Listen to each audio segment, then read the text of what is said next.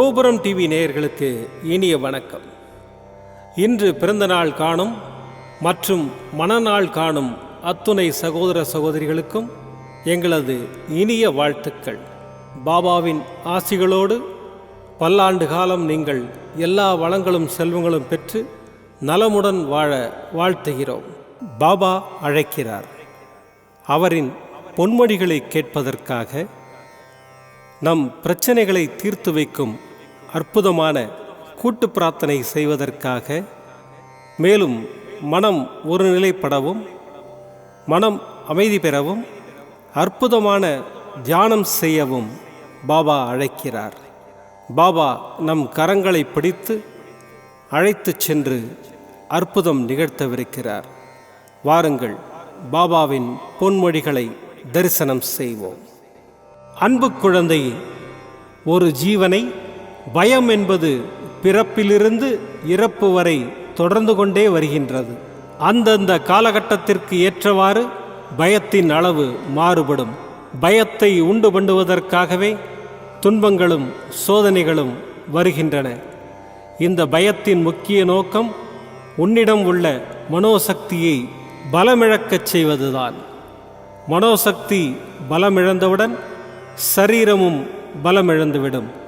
இதுவே சரீரத்தை தாக்கும் நோய்களுக்கு முக்கிய காரணமாகும். என் உண்மையான பக்தனுக்கு பயம் என்பதே இருக்கக்கூடாது. ஏனெனில் சோதனைகள் என்னும் பரீட்சையை உனக்கு வைப்பதே நான் தான். நீ என் மீது நம்பிக்கை வைத்து தைரியமாக சோதனைகளை எதிர்கொள்ளும்போது நான் உன் கூடவே இருந்து அதை கடப்பதற்கு துணை புரிகின்றேன். உன் சாயப்பா இருக்கிறேன், கவலைப்படாதே. ஓம் சாய்ராம். பாபாவின் அற்புதமான பொன்மொழிகளை தரிசனம் செய்தோம். அடுத்த நிகழ்வு கூட்டு பிரார்த்தனை.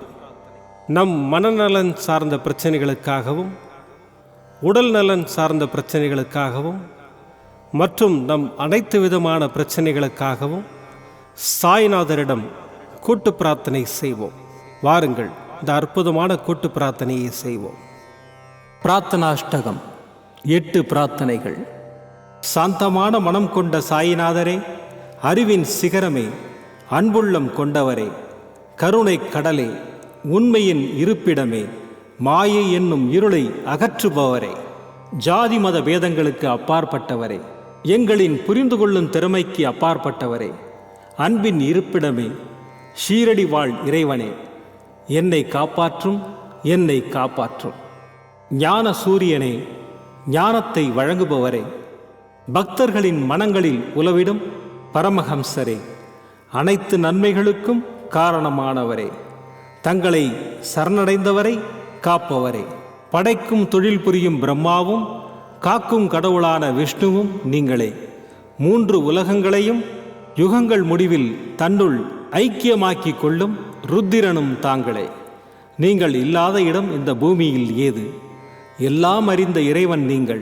எங்கள் எல்லோரின் இதயங்களிலும் வசிப்பவரும் நீங்களே. எனது எல்லா குற்றங்களையும் மன்னிக்க வேண்டும் என்று வேண்டி கேட்டுக்கொள்ளுகின்றேன். அலை அலையாய் தொடர்ந்து வரும் சந்தேகங்களையும் மனமயக்கங்களையும் போக்குவீராக.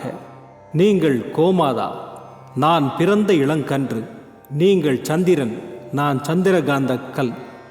தங்கள் பாதங்கள் கங்கை நதி. பணிவுடன் இந்த தாசன் உங்கள் பாதங்களில் தலை வணங்குகிறேன். உங்கள் கைகளை என் தலைமீது வைத்து ஆசை கூறுங்கள். என் கவலைகளும் துன்பங்களும் பறந்தோடட்டும். இந்த கணு தங்களின் தாசன். இந்த 8 துதிகளையும் கூறி நான் உங்களை சாஷ்டாங்கமாக நமஸ்கரிக்கின்றேன். எனது பாவங்கள், துன்பங்கள் மற்றும் ஏழ்மை நிலை இவை யாவும் உடனடியாக விலகி ஓடட்டும். ஓம் சாய்ராம், ஓம் சாய்ராம், ஓம் சாய்ராம். அற்புதமாக கூட்டு பிரார்த்தனை செய்தோம். பாபா நம்முடைய கோரிக்கையை ஏற்று நிச்சயமாக நமக்கு அற்புதங்களை செய்வார் என்பது சத்தியம். இனி கண்களை மூடி பாபாவை மனதில் நிறுத்தி பாபாவின் அற்புதமான சக்தி வாய்ந்த மந்திரத்தை அனுபவிப்போம். ஓம் ஷிரடி வாசாய வித்மஹே सच्चिदानन्दाय धीमहि तन्नो साई प्रचोदयात्। ॐ शिरडीवासाय विद्महे सच्चिदानन्दाय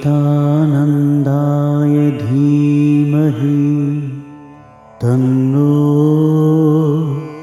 साई प्रचोदयात्। ॐ शिरडीवासाय विद्महे सच्चिदानन्दाय धीमहि तन्नो साई प्रचोदयात्। ॐ शिरडीवासाय विद्महे सच्चिदानन्दाय धीमहि तन्नो साई प्रचोदयात्। ॐ शिरडीवासाय विद्महे सच्चिदानन्दाय धीमहि तन्नो साई प्रचोदयात्। ॐ शिरडीवासाय विद्महे सच्चिदानन्दाय धीमहि तन्नो साई प्रचोदयात्। ॐ शिरडीवासाय विद्महे सच्चिदानन्दाय धीमहि तन्नो साई प्रचोदयात्। ॐ शिरडीवासाय विद्महे सच्चिदानन्दाय धीमहि तन्नो साई प्रचोदयात्। ॐ शिरडीवासाय विद्महे सच्चिदानन्दाय धीमहि तन्नो साई प्रचोदयात्। ॐ शिरडीवासाय विद्महे सच्चिदानन्दाय धीमहि तन्नो साई प्रचोदयात्। ॐ शिरडीवासाय विद्महे सच्चिदानन्दाय धीमहि तन्नो साई प्रचोदयात्। ॐ शिरडीवासाय विद्महे सच्चिदानन्दाय धीमहि तन्नो साई प्रचोदयात्। ॐ शिरडीवासाय विद्महे सच्चिदानन्दाय धीमहि तन्नो साई प्रचोदयात्। ॐ शिरडीवासाय विद्महे सच्चिदानन्दाय धीमहि तन्नो साई प्रचोदयात्। ॐ शिरडीवासाय विद्महे सच्चिदानन्दाय धीमहि तन्नो साई प्रचोदयात्। ॐ शिरडीवासाय विद्महे सच्चिदानन्दाय धीमहि तन्नो साई प्रचोदयात्। ॐ शिरडीवासाय विद्महे सच्चिदानन्दाय धीमहि तन्नो साई प्रचोदयात्। ॐ शिरडीवासाय विद्महे सच्चिदानन्दाय धीमहि तन्नो साई प्रचोदयात्। ॐ शिरडीवासाय विद्महे सच्चिदानन्दाय धीमहि तन्नो साई प्रचोदयात्। ॐ शिरडीवासाय विद्महे सच्चिदानन्दाय धीमहि तन्नो साई प्रचोदयात्। ॐ शिरडीवासाय विद्महे सच्चिदानन्दाय धीमहि तन्नो साई प्रचोदयात्।